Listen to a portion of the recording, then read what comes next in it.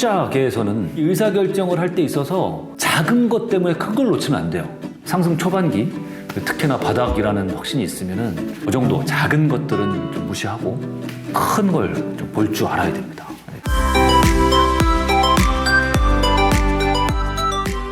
닷컴스쿨의 그 대표 부동산 강사이신 금토리님 모셨습니다.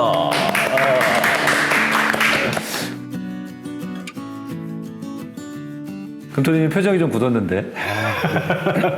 우리 정글림 TV 출연 처음인가요?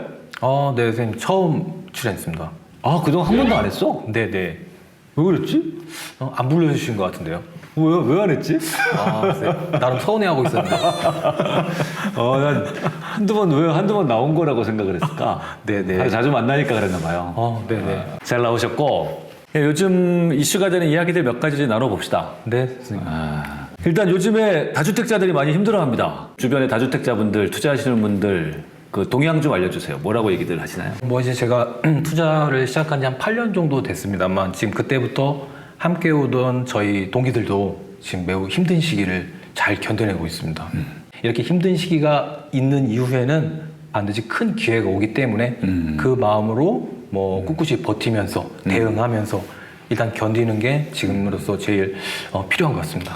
그래도 투자는 이어가고 있잖아요, 사람들이. 네네. 최근에 좀 좋은 사례 같은 거 없었어요? 사람들에게 소개할 만한 투자 사례나 이런 거. 일단 제 사례를 말씀드리면 그 과거에 그 거의 이제 바닥인 줄 알고 매수했던 물건들이 지하 5층까지 뚫고 들어가는 저도 그런 경험을 충분히 하고 몇 번 했었거든요. 네네. 그런데 그런 경우 앞을 조금 자세히 좀 내다보면서 흐름을 좀 살펴보면서 이게 지금 매도를 해야 할지 아니면 좀 더 버티면 이거 이상으로 분명히 수익으로 다가올 것인지 이 부분을 조금 살펴볼 필요가 있습니다. 지금 되게 중요한 얘기 하셨는데 지금 잘 견디면, 네. 그렇죠? 요 힘든 시기만 잘 견디면 분명히 좋은 결과가 어떤 지역은 굉장히 빠르게 나올 수도 있고. 네. 그렇죠. 좀 생각나는 가장 뭐라 그럴까? 좀 드라마틱한 투자 사례? 어떤 거 있을까요? 제 개인적인 사례는 2016년도인가 17년도에 그때 6개월 동안 시장이 잠깐 좀 멈칫할 때가 있었어요. 그래서 과연 제가 보고 있는 아파트의 물건이 과연 금매인지 좋은 금액인지 그걸 공부하기 위해서 이 남동권 쪽을 전체 다 임장을 많이 다녔었습니다. 정말 이게 금매라는 게 느껴지는 거예요. 그래서 부동산에 가서 이걸 매수하려고 소장님 이걸 한 500만 원만 깎아주시면 제가 바로 매수할 의향이 있는데 한번 말씀이나 좀 해주십시오. 이렇게 얘기를 하고 이제 아이가 어리니까 배고프니까 울어서 점심시간에 잠깐 옆에 가서 이제 햄버거 하나 먹고 오겠다고 하고 먹고 왔습니다. 그런데 햄버거 먹고 온 사이에 6개월 동안 안 팔리던 물건이 팔린 거예요. 네. 햄버거 먹는 사이에. 네네. 그게 어디였어요? 분당이었습니다. 분당. 네네. 2016년. 2016년 정도. 2016년에 분당이었으면 어디 걸 샀어도 아마 엄청 올랐을 텐데. 네네. 얼마나 억울했을까? 지금 와서 이제 가만히 생각해 보면 아무래도 이게 부동산 소위 말해 양타를 치기 위해서 좀 전화를 돌리지 않았나 이런 생각이 조금 들기도 합니다. 투자 생활을 지속하면서 가장 큰 슬럼프에 빠졌었어요. 아까워서. 네네. 그래서 부동산을 하지 말아야 하나 이런 생각도 가졌었는데 그때 이제 청울님께도 제가 메일로 편지를 썼을 때 바로 그때입니다. 맞아요. 그래서 선생님이 그때 그 메일의 내용의 첫 번째 내용이 하하였습니다. 하하. 이런 물건 한 100개는 놓쳐봐야 진짜 투자자 되지요 하면서 저를 위로해 주셨던 기억이 납니다. 그래서 그 선생님 편지 하나를 받고 그 다음날 또 다시 임장을 시작했습니다. 그래서 한두 달 더 다녀보고 거기에서 또 가장 가성비 좋은 물건을 매수해서 그게 지금도 큰 수익으로 여전히 보유하고 있습니다. 그 놓쳤던 물건하고 차이가 많이 납니까?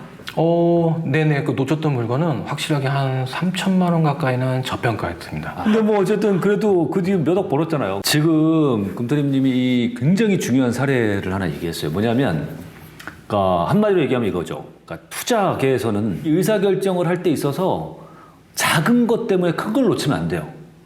지금 금토리님 사례에서는 뭐가 작은 거였냐면 그 햄버거 먹으러 간 사이에 금매 놓친 거. 그래서 그 다음 물건이 3천만 원 높은 게 나오면 어느 누구라도 이거 사기 어려워요. 그런데 지금 3천만 원을 더 들여서 사더라도 만약에 3억, 뭐 6억을 벌 수 있다라는 확신이 있다면 네. 사야 되는 거죠. 상승 초반기, 특히나 바닥이라는 확신이 있으면은 좀 그 정도 작은 것들은 좀 무시하고 큰 걸 좀 볼 줄 알아야 됩니다. 투자에서 굉장히 중요한 부분이에요. 그래서 이 지역에 첫 번째 햄버거 때문에 그 물건을 하나 놓쳤지만 그 뒤에 매수를 하면서 이 지역이 크게 오르는 걸 오르는 걸 체감하고 일단 이 동남권 지역에 공부가 다 되었기 때문에 그 뒤로 뭐 수지랄지 또는 기흥이랄지 뭐 내려와서는 죽전 영통이랄지 이런 것들의 흐름들이 크게 느껴졌던 것 같습니다. 그래서 저도 한번 크게 배우는 계기였던 것 같습니다.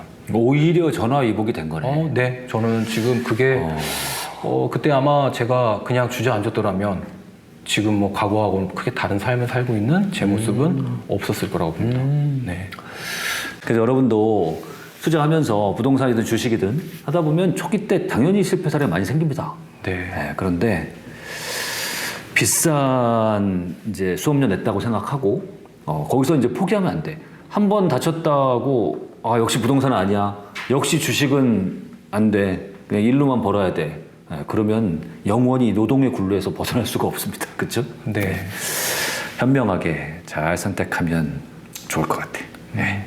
실질적으로 지금 뭐 이렇게 월급쟁이의 삶에서 조금 변화한 삶을 살고 실제로 투자로 성공하시는 분들을 보면 과거에 이런 큰 실패가 없었던 분이 없었던 것 같습니다. 그래서 그 실패를 어떻게 내가 겪고 밟고 올라서고 끝까지 나아가느냐 이게 결국 성공의 지름길 같습니다.